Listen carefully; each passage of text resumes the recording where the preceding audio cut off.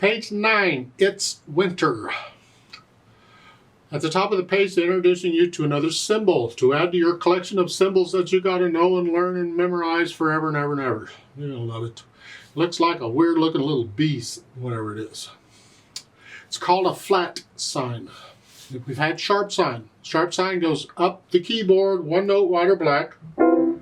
Well, the flat sign goes down, one key, white or black. That's it. Otherwise, it's the same as a sharp. So if I have, let's say I have a D, and I want a D flat, I just go down one note, white or black. Simple. Here we got E's. I'm going to take it one note down, white or black. Here. If I have a C, and I want a C flat, yes, there is a C flat. I go down one note, white or black. I know it's also a B, but it's also a C flat. Remember, every note on a piano has multiple names. It's like these black keys. Yeah, you're going to love this. If I have a D and I want a D flat, I go here. If I have a C and I want a C sharp, I go here. It's the same key. So that is actually a D flat or a C sharp. See, they all got more than one name, but it makes sense, so don't worry about it.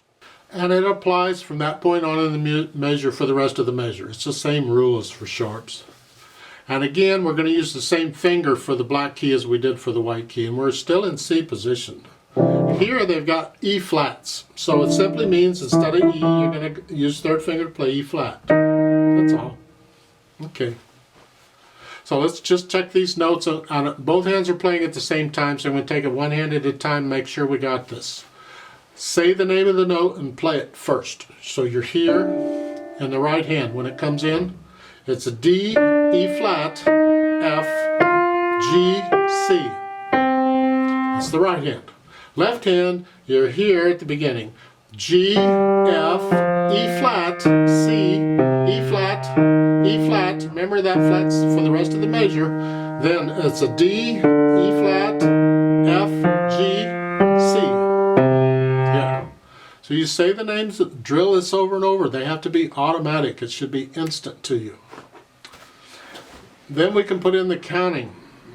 Here, so hands here, sort of. So it's 1, 2, 3, 4. 1, 2, 3, 4. 1, 2, 3, 4. 1, 2, 3. Rest.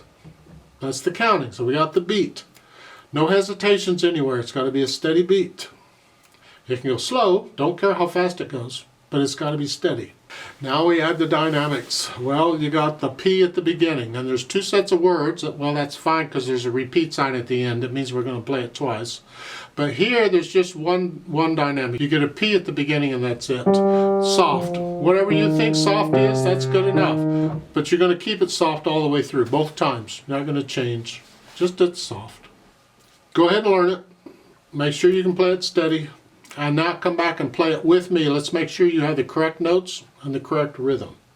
I'm not going to do any dynamics. I'm just going to play the notes with the rhythm. But I am going to play it twice because it's repeated. So I'll give us 4 counts. So let's try it together slowly. 1, 2, ready, go. 1, 2, 3, 4.